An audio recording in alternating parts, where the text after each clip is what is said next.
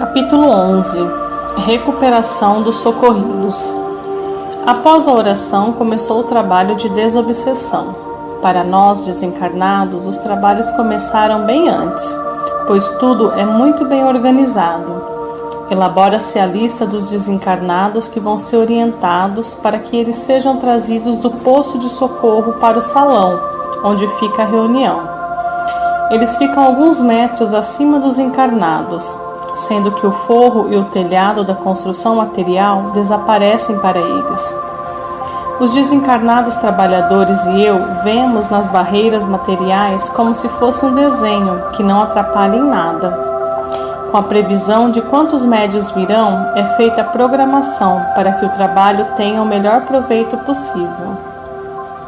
Muitos que vão receber a orientação através da incorporação, ao verem o trabalho dedicado dos trabalhadores, ao escutarem as conversas edificantes e a leitura do Evangelho com sua explicação, já se sentem inclinados a mudar, e vários deles nem precisam mais da incorporação. No sentido espiritual, para a alma em evolução, a vida material constitui ambiente hostil. Justificamos quase sempre nossas falhas com a desculpa de que a maioria age da mesma forma e alegamos que não somos santos, e sim não se pode exigir de nós uma maneira de agir mais elevada. Desta forma, criamos uma distância entre o que fazemos e o que deveríamos ter feito. É como o aluno que frequenta a escola e não se aplica no exercício do aprendizado, e no fim do ano, ao fazer as provas, vê-se reprovado. Quando o desencarnado se depara frente a frente com o encarnado de atitudes dignas, sem a aura de santo, sente o estímulo de imediato. A presença de alguém elevado dispensa comentários, palavras ensinam, exemplos arrastam. Mas a maioria dos socorridos necessitava de incorporação, como era o caso de Walter e de seus companheiros, que agitados mostravam sentir falta da sensação das drogas e não conseguiam entender o que realmente estava acontecendo. Foram todos conduzidos à incorporação.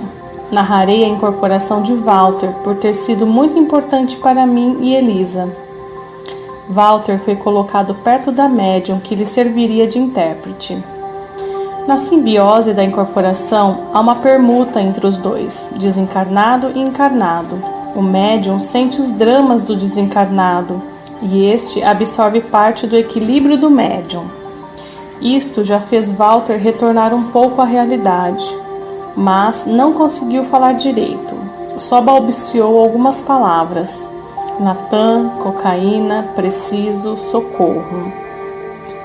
Nos 2 dias que Walter ficou no posto, meu pai e a equipe dos desencarnados, principalmente os médicos interessados no socorro dos espíritos, presos no vício, estudavam melhor o modo de orientar os irmãos imprudentes e infelizes. Iriam testar uma forma de ajudá-los, e todos os trabalhadores do centro estavam esperançosos, aguardando resultados positivos. Meu pai foi falando a ele enquanto os desencarnados reforçavam o que lhe era dito. Acalmaram-no. Walter foi induzido a voltar no tempo, modificando seu perispírito. Sabemos bem que isso é possível. Os encarnados têm notícias desse processo através de muitos livros. O perispírito é modificável e há muitos que sabem fazê-lo.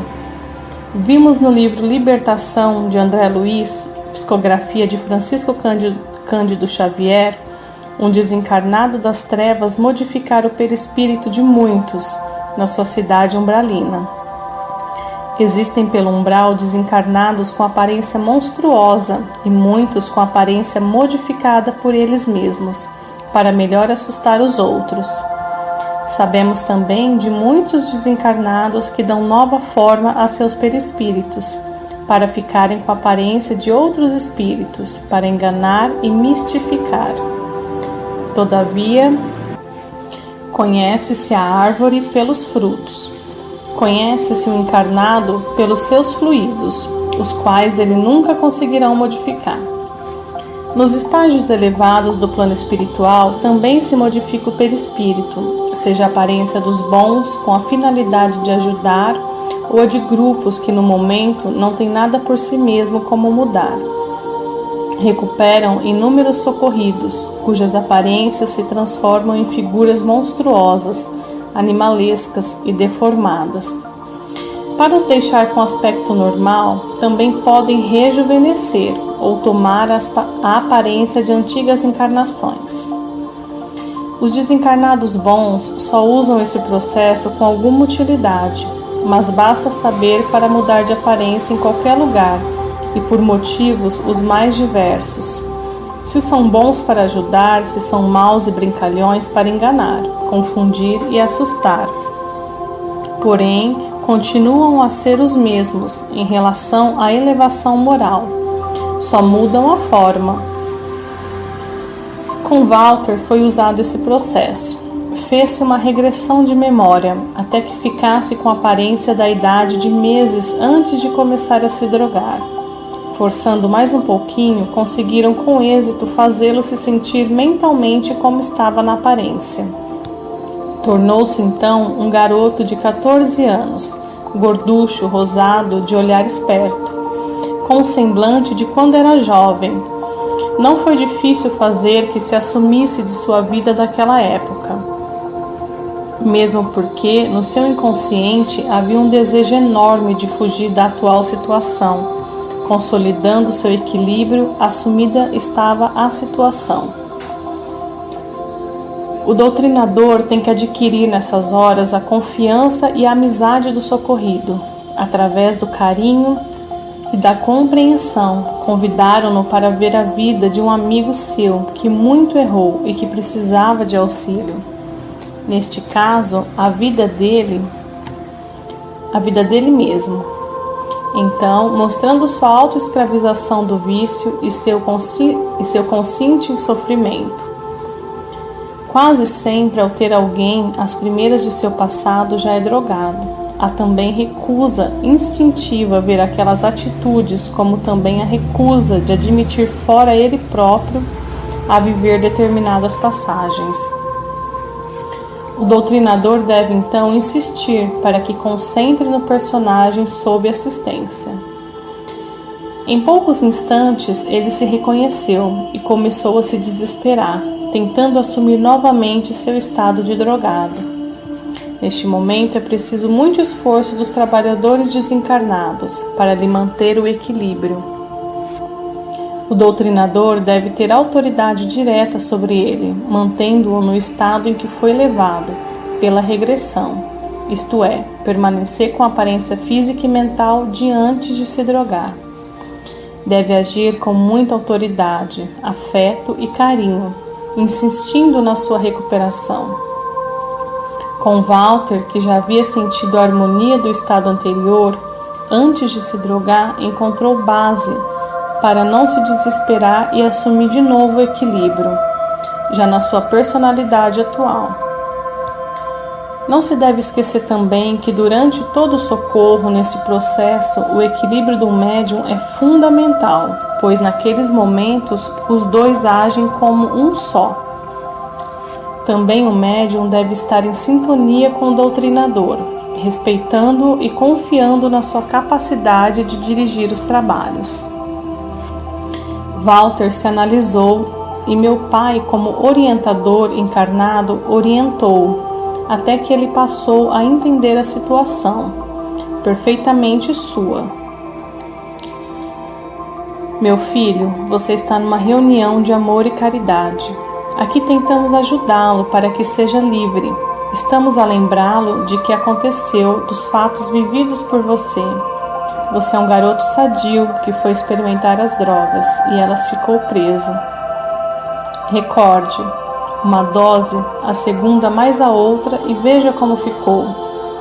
Desencarnado, você continuou em espírito ligado às drogas, porque a morte não se liberta dos nossos vícios. Walter ficou assustado, lembrou-se de tudo e lágrimas escorreram abundantes de seus olhos. Perdão, meu Deus, perdão, falou emocionado. Tenho horror em ver como fiquei. Não quero ser um trapo humano. Quero ficar assim, sadio e com raciocínio. Nunca mais me viciarei. Então você aceita nosso auxílio? Indagou meu pai. Peço em nome de Deus, falou Walter chorando. Será acolhido e orientado. Walter foi tirado de perto da médium quando Elisa pegou na sua mão e lhe disse com carinho: Walter, meu filho, meu anjo. Mãe, disse ele, minha mãe. Olhou para Elisa e não a reconheceu, mas sentiu que ela era, ou melhor, fora sua mãe. Elisa fora genitora em encarnação anterior. Sim, sou eu, sua mãe, Gertrudes, disse Elisa, nome que sua mãe adotara no plano espiritual. Walter, cansado pelas emoções, adormeceu nos braços de Elisa, que se pôs a chorar baixinho, com emoção e gratidão. Finalmente a mãe recupera seu ente querido. O processo utilizado tem êxito em recuperação de desencarnados viciados, pois tomando a forma perispiritual de antes de se viciar, adquire-se mais força para dominar a situação. Alguns nesses processos não recordam o período de viciado, mas é bom que o façam para que saibam e entendam o tanto que sofreram. Todos os socorridos do túnel negro pediram ajuda e foram acolhidos. Por isso o tratamento continuaria, sendo eles encaminhados a hospitais próprios, onde a ajuda psicológica seria a mais importante, juntamente com a evangelização. Em algumas doutrinações, como a de Walter, pode acontecer de o socorrido ver tudo o que se passou com ele e não querer a ajuda oferecida, preferindo continuar no vício. A escolha é do socorrido, pois todos nós temos o livre-arbítrio e será respeitado. Nesses casos, o doutrinador ainda deve argumentar, tentando ajudar na recuperação.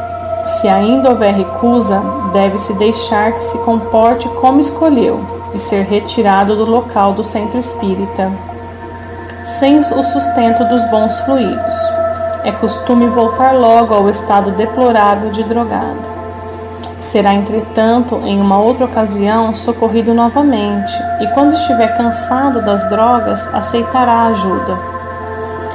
Também o doutrinador deve ficar atento para não deixar o socorrido ter remorsos destrutivos, incentivando-o a ter esperanças de vida no futuro e reparar seus erros através do trabalho útil no bem.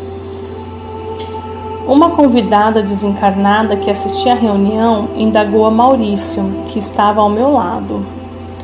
Maurício, o drogado é responsável por todos os seus atos errados? Como, por exemplo, aquele rapaz que, ao discutir com sua mãe, a empurrou com força, levando-o a cair e bater com a cabeça e desencarnar. Agindo assim sob o efeito da droga, ele é culpado? A intenção em um ato errado é pior às vezes que o próprio ato, respondeu o interpelado. Ele não teve a intenção, não queria a morte física da mãe, mas foi a causa de sua desencarnação, daí a sua culpa. É muito difícil um drogado não saber que age erradamente e poderá provocar por isso acontecimentos trágicos em sua vida.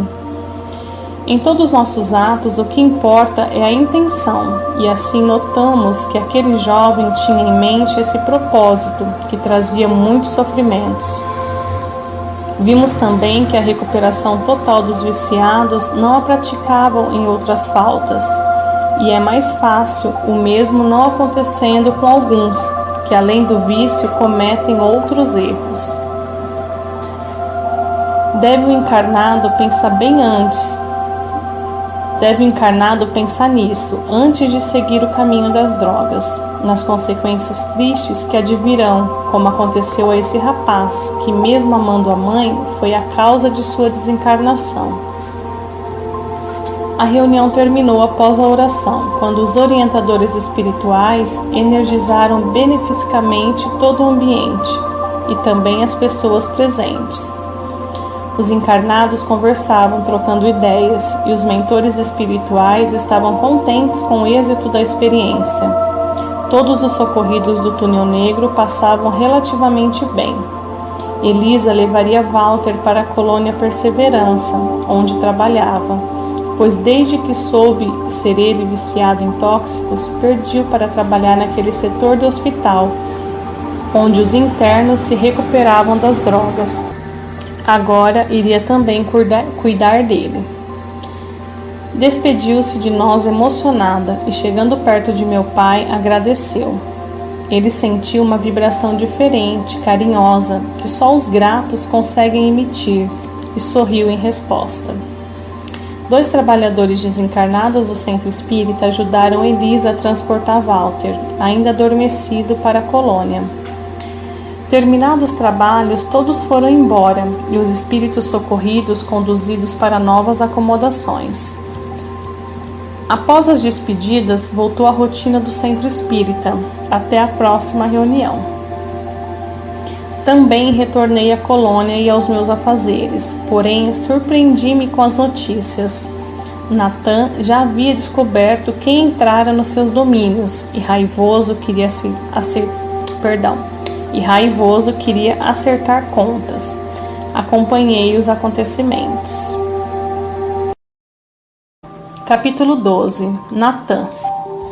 Sempre que possível, ia às reuniões do centro espírita para me inteirar dos acontecimentos. Quando não podia, Arthur, um dos orientadores do centro, amigo de muitas encarnações de meu pai, me colocava a par da situação. No umbral, os chefes sabem de tudo o que lá acontece, com relativa facilidade. Natan, ao voltar do túnel negro naquela noite em que lá estivemos, cientificou-se de tudo. Disseram-lhe que vários espíritos comandados por um ainda encarnado entraram em sua fortaleza, levando com eles os que quiseram ir. Nada danificamos com nossa excursão ao túnel negro, só tiramos alguns sofredores de lá. Porém, como Elisa previu, Natan logo soube o nome do encarnado, onde ele morava, seus familiares e o centro espírita que frequentava. 2 de seus servidores, espíritos ligados a ele no trabalho do túnel, foram observar meu pai e o centro espírita. Na reunião seguinte, foram os 2 servidores ao centro espírita, levaram o recado de Natan. Entraram como convidados, sem se despojarem de suas armas, e aguardaram o início da reunião em silêncio. Um dos orientadores da casa lhe explicou como deveriam proceder. Como queriam falar pela incorporação, tiveram que aguardar na fila, e só um seria permitida a comunicação. Um deles, ao observar o ambiente curioso, conteve-se para não chorar. Ao ouvir a explicação do Evangelho e as orações, e quando foi chamado para se incorporar, pediu ao companheiro que o fizesse. O outro, desde a entrada do centro, estava quieto e o tempo todo de cabeça baixa, esforçando-se para demonstrar que era educado, seguindo as ordens recebidas de Natan. E perto do médium para a incorporação, respondeu ao cumprimento de boa noite, quando lhe foi dirigida a palavra. Depois, assistido e influenciado pela mente de Natan, falou para o que veio, como se fosse o próprio, como se o chefe do túnel negro estivesse ali. Meu chefe Natan não gostou da invasão que fizeram nos seus domínios. Sofremos violação e exigimos reparação. Sabemos também que essa invasão foi para atender um pedido de sua filha desencarnada, que lá esteve junto. Não sei por que se interessam por imprestáveis, já que foram lá só para resgatá-los.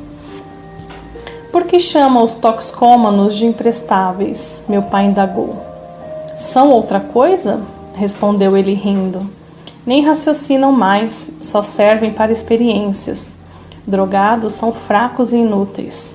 Não é à toa que, quando quer se vingar de algum encarnado, incentiva-se ao vício.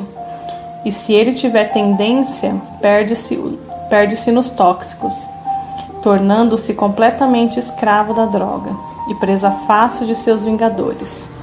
Viciados são fantoches, farrapos humanos. Natan não achou ruim terem levado de lá os imprestáveis. Irritou-se por terem entrado lá sem permissão. E se eu tivesse pedido permissão, ele consentiria? Indagou meu pai. Entrar lá não, mas lhe daria os imprestáveis, respondeu ele rindo cinicamente. Daria mesmo? Indagou meu pai, que conversava com ele como orientador encarnado da casa. Ora, respondeu ele, nem todos ou nem tantos, talvez libertasse alguns. É o nosso costume atormentar mais ainda os que são dos nossos interesses e dos interesses dos bons. Fez uma pausa. O que o desencarnado falou, infelizmente, é o que costuma acontecer, porém não é regra geral. Sendo assim, ao notar que alguém preso em seus domínios é do interesse dos socorristas, querem saber o porquê o torturam. Às vezes fazem isso presumindo que deste modo vingam-se dos interessados. Por isso, sempre se faz com cautela a demonstração de interesse. Logo após a pausa em que ele observou bem o local, continuou a falar calmamente. Deixamos de conversas. Natan exige a devolução de todos e desculpas como pompas. Quer a reparação. Você com seus comparsas devem ir ao umbral em horário marcado e na frente dos convidados dele se desculparem. Volte e diga a Natan que não queremos afrontá-lo, mas por circunstâncias articulares e justas tivemos que ir lá. Não lhe devolveremos nenhum dos que nos pediram abrigo e infelizmente não faremos o que ele quer. Todos nós presentes, tanto encarnados quanto desencarnados, sabíamos que Natan, através de uma ligação com seu enviado, estava vendo e ouvindo o que ocorria na reunião. Mas, como ele mandou o recado, recebeu a resposta para que o portador a levasse até ele. O desencarnado irritou-se com o que ouviu, porém controlou-se e respondeu: quero deixar claro que ninguém estava lá obrigado. Se existem alguns presos, foi por não cumprirem obrigações. Vocês estão arrumando confusão. Vou embora e darei o recado. Afastou-se da médium. O desencarnado falava a verdade, pois nos domínios do túnel negro ninguém permanecia obrigado. Os viciados iam lá à procura da droga e submetiam-se aos piores vexames e situações humilhantes para conseguir o sustento para os seus vícios. O outro que viera junto e que observava tudo, chegou perto de um dos trabalhadores do centro e pediu: será que vocês não me abrigavam? Gostei daqui, quero ficar. Certamente sim. Ao afastar da médium, o enviado de Natan procurou pelo amigo e o viu na fila dos que iam para a colônia, como socorridos. Saiu do centro espírita e foi cumprir a tarefa que lhe impusera o chefe. Como previsto, Natan não gostou da resposta e no dia seguinte preparou bem seus servidores, armou-os e ordenou que fossem ao centro espírita e o invadissem. Deu instrução para expulsarem todos de lá, se encontrassem e quebrarem tudo, mas não foi junto, ficou no túnel negro. Arthur, prevendo o ataque, organizou a defesa do poço e do centro espírita, para que todos os aguardassem tranquilos. Tentaram realmente invadir, mas quando se encontraram perto, Arthur e os companheiros foram ao encontro deles, dominando-os pela força mental, imobilizando-os. Levaram-nos em seguida para o pátio, já desarmados, e depois os encaminharam para o posto, acomodando-os numa sala própria. Tudo normalizado, Arthur conversou com eles, durante horas. Perguntaram sobre tudo e Arthur os esclarecia. Viram a colônia pela tela e lhes foi oferecido socorro médico e abrigo. Após, Arthur abriu a porta da sala e disse: podem sair os que quiserem, só que irão sem armas. Os que desejam ficar conosco serão bem-vindos. Muitos se mostraram indecisos. Se voltassem, seria como fracassados, não tendo cumprido a tarefa que lhes foi confiada. Temiam o chefe, mas gostavam da vida que levavam e não queriam mudar. Foram poucos os que gostaram do que lhe foi oferecido por Arthur. em nome de todos os trabalhadores do centro. Muitos dos desencarnados que vagam pelo umbral não têm ideia de que forma de vida da espiritualidade, e ao conhecer geralmente aceitam. Querem a mudança. Outros indiferentes preferem mesmo continuar como estão. Do grupo de Natan, alguns ficaram na sala, mas a maioria saiu. Muitos se dirigiram para o umbral, onde iriam vagar sem rumo, pois não tinham disposição para voltar ao túnel negro, de vez que temiam Natan. Outros, mais corajosos, voltaram e ficamos sabendo depois que não foram castigados. Os que permaneceram e aceitaram socorro foram encaminhados para a colônia e para a escola de regeneração. As armas deles, feitas do mesmo material que constitui nosso perispírito, foram destruídas. Natan mandou 2 de seus servidores, os de sua confiança, para ficarem perto de meu pai, e eles trouxeram outros 2, que foram induzidos a pensar, que desencarnados, viciados, que foram introduzidos a pensar que meu pai lhes dariam drogas. Desencarnados nesse estado têm fluidos pesados e angustiantes. Por isso Arthur levou os 2 viciados para o posto do centro, onde receberam os primeiros socorros, sendo depois orientados em reunião, da mesma forma que Walter, e obtiveram o mesmo êxito. Arthur fez um esquema especial de proteção aos médiuns e frequentadores do centro, para que não fossem atingidos pelas vibrações dos seguidores de Natan, como também para as pessoas que sempre estão com meu pai, inclusive os familiares.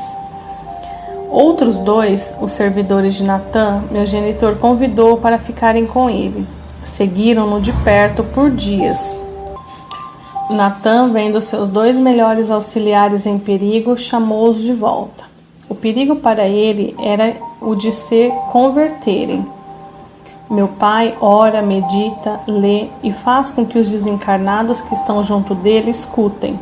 Trata-os com bondade, porém com firmeza, e não aceita suas interferências. Apesar de cansá-lo muito essa conduta, ele sabe que tem que estar vigilante 24 horas por dia. E esse tipo de pressão o tem feito crescer, porque o orar e vigiar o coloca constantemente em vibração maior, que atinge os desencarnados de forma diferente, levando-os a refletirem e a pensarem em Deus. Natan veio encontrar-se com meu pai. Esperou a noite perto do centro espírita e disse a um dos guardas que queria falar-lhe. Meu pai foi ao seu encontro. Você é um feiticeiro terrível, disse Natan. Não quero que nenhum dos meus companheiros sofra sua influência. Exijo uma reparação sua, e tudo ficará por isto mesmo. Mas que vá ao túnel negro e me peça desculpas. Abro mão do resto. A palavra feiticeiro foi empregada por ele para definir aquele que tem força mental e que a usa tanto para o bem como para o mal. E o tom de desprezo seria para ofender. Desencarnados que temporariamente estão seguindo o mal gostam de chamar meu pai assim, como também de indiano, porque ele, em muitas encarnações, teve a Índia como berço. Você tem me observado, respondeu meu pai. Deve saber que sempre que erro peço perdão de coração. Nunca peço por orgulho, pois levo muito a sério o ato de me desculpar. Quando faço é porque entendi que errei e procuro não mais incidir nessa falta, para não ter que me desculpar pela 2ª vez pelo mesmo ato. Isto porque, reconhecendo o meu erro, me esforço para melhorar. Não me arrependi de ter ido ao túnel negro e libertado, não só desencarnado, que foi o motivo do socorro, mas todos os que tiveram nosso auxílio. Faria de novo, por isso, em respeito a você, não posso me desculpar. Para nos reconciliarmos com alguém, mesmo não sendo culpado, não se custa pedir desculpas. Meu pai, com sua atitude, estava querendo ajudar Natan. Tentava fazer que esse espírito voltasse para Deus. Atormentarei você, exclamou ele. É um direito seu, respondeu meu pai. Convido-o a ficar comigo. Só que eu também tenho direitos. Você tentará me atormentar, atingir-me, e eu me esforçarei para não receber sua influência negativa. Como também tentarei transmitir-lhe as minhas sugestões. Terá que me escutar. Será só entre nós dois. O mais forte irá influenciar o outro, e o mais forte será aquele que tiver a vida, os pensamentos e as atitudes baseadas na verdade. E a verdade nunca será produto de nosso desejo, esperança ou ambição, mas assim sempre a mesma infinitamente no tempo e no espaço. Não sou de fugir de desafio. Vou agora ao túnel negro tomar algumas providências e voltarei. Aguarde-me. Não o estou desafiando, será um prazer conviver com você. Vamos aprender muito um com o outro. Natan afastou-se. Já havia perdido muito de seus seguidores e achou que só ele estaria apto a dar uma lição merecida naquele que, na sua opinião, o desafiara. Estava com raiva de todos do grupo e com os desencarnados sabia por antecipação que não podia com eles. Com meu pai era, porém, diferente. Ele estava na carne, sujeito a muitos condicionamentos e melindres, devido às necessidades e funções do corpo, sendo assim mais fácil de atingir e prejudicar. Entendia que, atingido o encarnado, atingiria todo o grupo. Organizou então o túnel negro para que continuasse a funcionar sem ele, e assim no outro dia foi ao encontro do meu pai e começou a acompanhá-lo de perto. Meu genitor continuou com sua vida normal, de trabalhador no plano físico e espiritual. Natan não ficou de imediato como obsessor de meu pai, mas sim curioso e com raiva daquele momento, quis conhecer como era o dia a dia de uma pessoa tão diferente das que ele conversava. Natan pressionava meu pai, forçava-o a pensar em coisas mundanas para que baixasse a vibração. Meu pai, por outro lado, meditava em coisas superiores, e Natan era forçado naturalmente a sentir as mesmas coisas. Percebia sugestões e desejos terrenos, porém mostrava mentalmente a Natan a estupidez e a mediocridade daqueles que usam as necessidades e funções do mundo físico como propósito de vida. À noite, meu pai, desligado do corpo físico, se dirigia para o trabalho espiritual, e Natan ia junto. Encaminhava-se ao posto do centro para cuidar dos doentes, conversava com os socorridos e ele ao seu lado. E foi assim durante muito tempo, até que Natan começou a se interessar pelo trabalho realizado no posto e começou a falar de si, e meu pai atenciosamente o escutou. Natan foi médico quando encarnado. Ambicionado, enriqueceu e usou a medicina somente como profissão para ganhar dinheiro. É preciso lembrar que o trabalhador faz jus ao seu salário, mas nenhum profissional deve somente visar o lucro, mas sim fazer também através de seu trabalho todo o bem possível. Médicos lidam com dores e por isso devem ser também humanitários. Trabalharem pelo sustento material, sim, mas sem se esquecerem de fazer aos outros o que queiram que lhes façam. Natan fez muitos abortos e receitou remédios proibidos, desde-lhe passagem. Mas a desencarnação chegou e se viu diante de muitos inimigos que queriam vingança. A situação se apavorou. Primeiro, porque era ateu. Segundo, porque aquele bando o atormentava sem poder destruí-lo. Vingavam-se por tê-los impedido de reencarnar ou por não terem sido atendidos, porque não podiam remunerá-lo. Estava irado quando tiraram de seus perseguidores. Eram espíritos moradores de uma cidade umbralina, que vieram e o levaram. O chefe dessa cidade sabia quem ele era, mas deixou que sofresse por alguns tempos, para que ficasse lhe devendo obrigações. Natan não era o nome verdadeiro dele, tendo escolhido esse codinome com tempos depois. talvez para impor mais respeito a seus inferiores.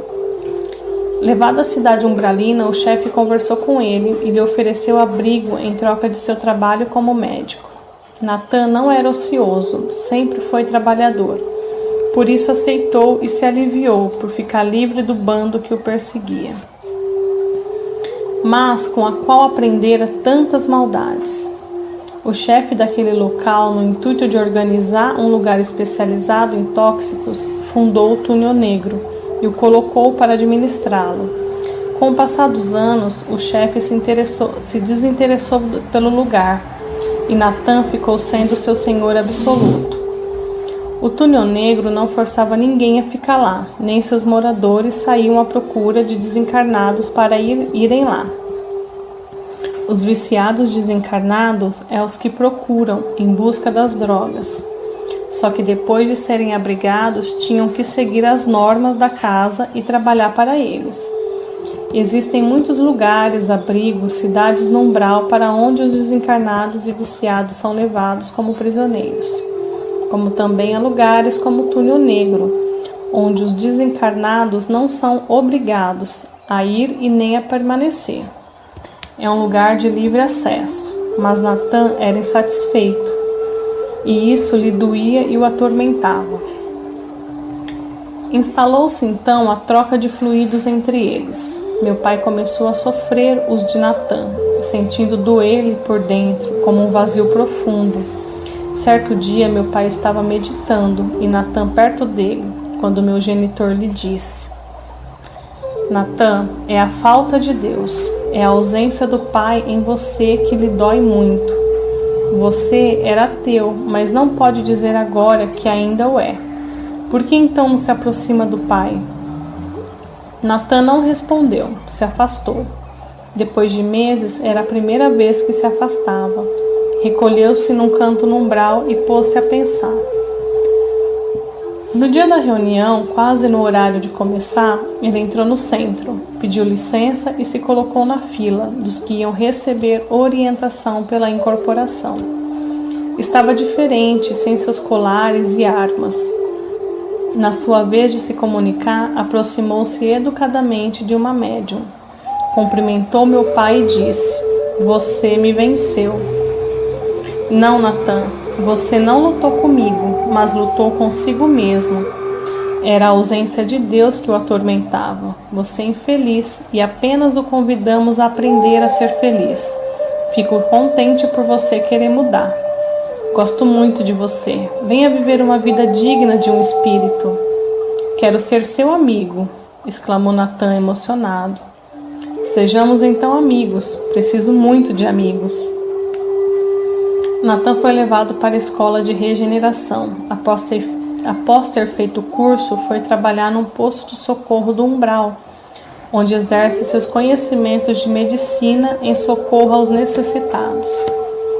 Sempre que pode, vai visitar meu pai e assistir às reuniões do centro.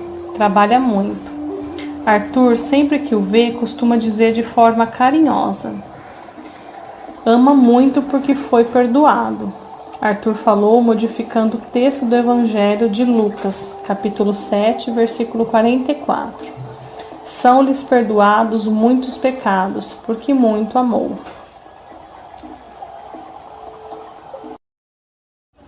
Capítulo 13. O médico nazista. Quando fomos assistir à recuperação de Walter na reunião do Centro Espírita, defrontamos com um caso muito interessante que me chamou a atenção. E por isso acompanhei o desenrolar do drama. Estávamos aguardando o início, quando chegaram 3 pessoas, um casal com a filha adotiva.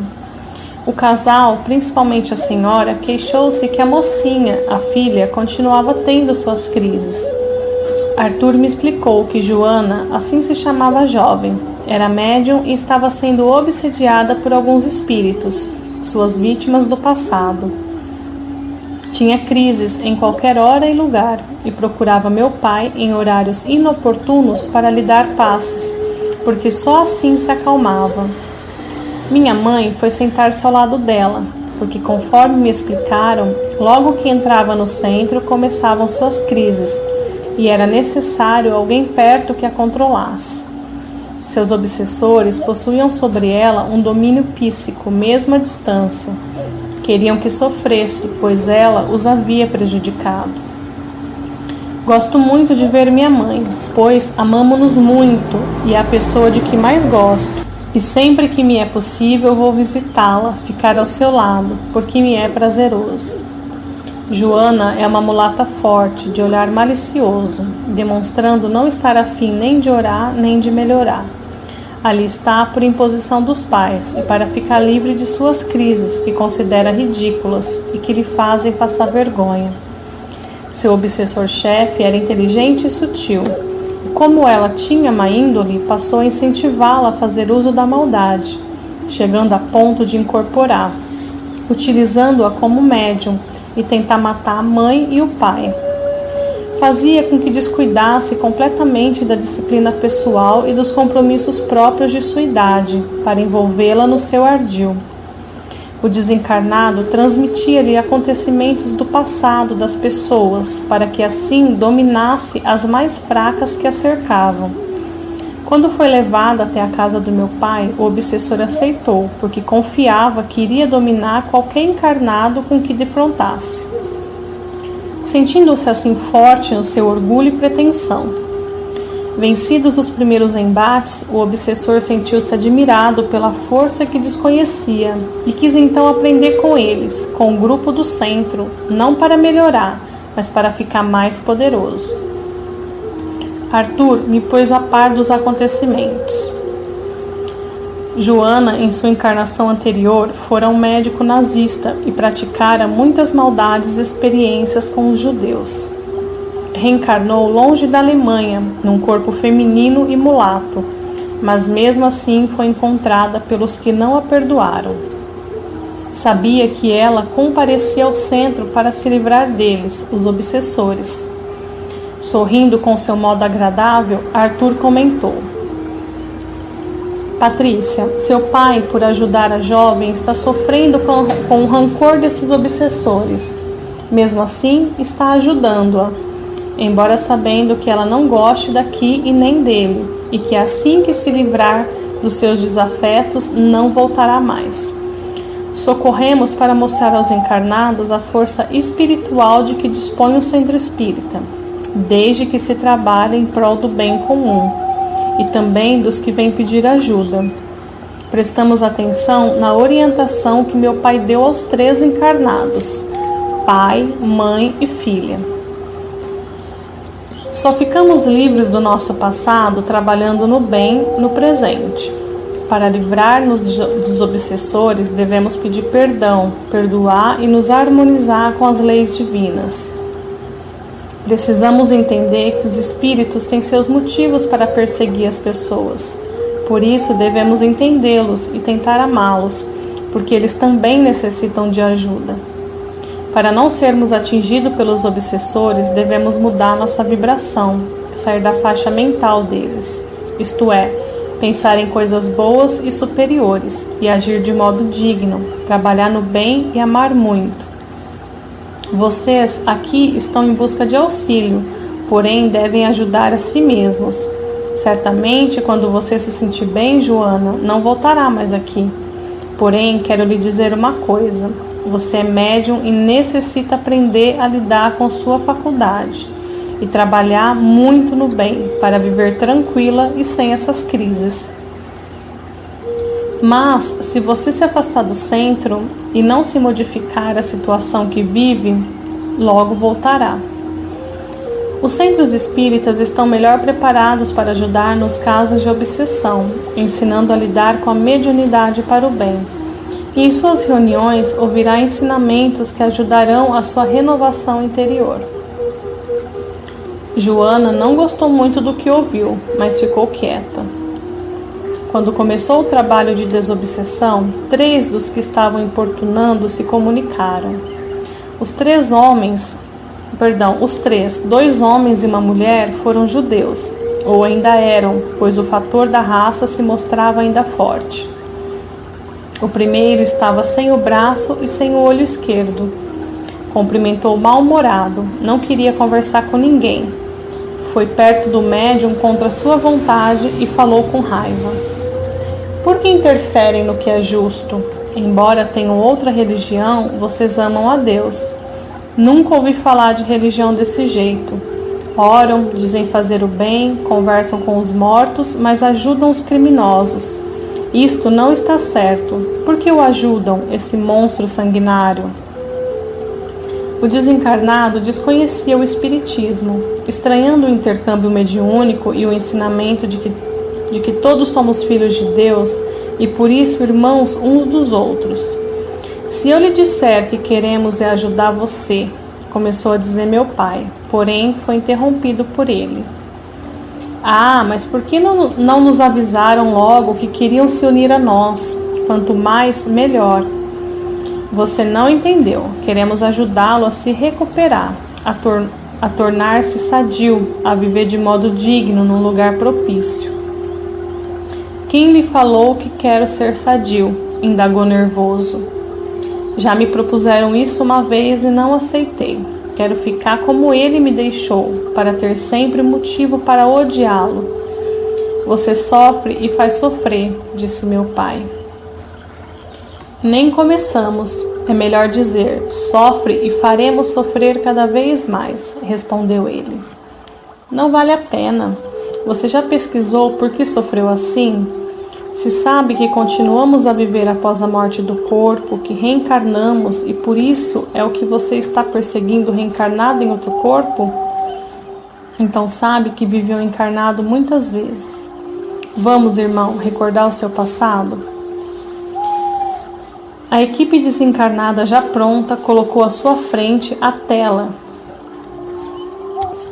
que é como na espiritualidade se chama esse aparelho. Ele é denominado de muitas maneiras, havendo alguma diferença de um local para outro, mas é sempre o mesmo e muito útil. O espírito que se comunicava fora na encarnação anterior também judeu, e numa guerra havia trucidado muitas pessoas, entre elas jovens e crianças. Ao recordar, deu gritos lancinantes, mas o médium treinado só alterou o oco da voz. Isso porque não é necessário gritar.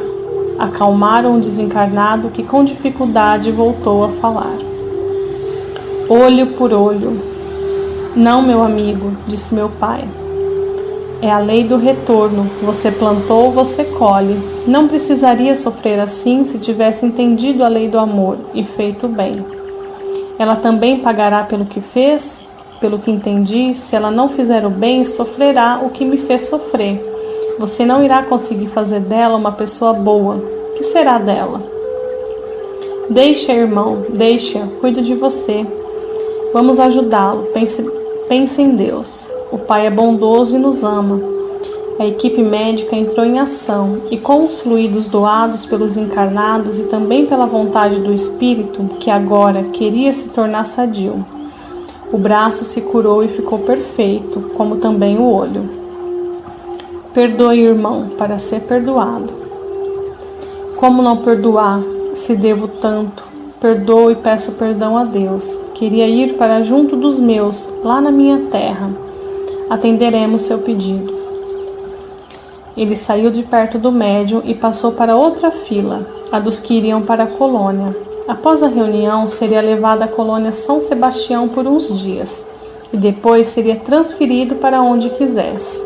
Uma equipe o levaria. Normalmente reencarnamos em diferentes raças para aprender a amar a todas, mas, sem ser regra geral, alguns judeus mais radicais ainda têm preferido vir sempre como judeus, a esperar o Messias, pois se julgam os filhos escolhidos, o povo de Deus, mas são realmente como todos nós, porque não somos privilegiados pela raça. Aqueles desencarnados, totalizando 11, estavam há algum tempo nas regiões espirituais do Brasil, à procura de se vingar deste espírito que fora um médico nazista.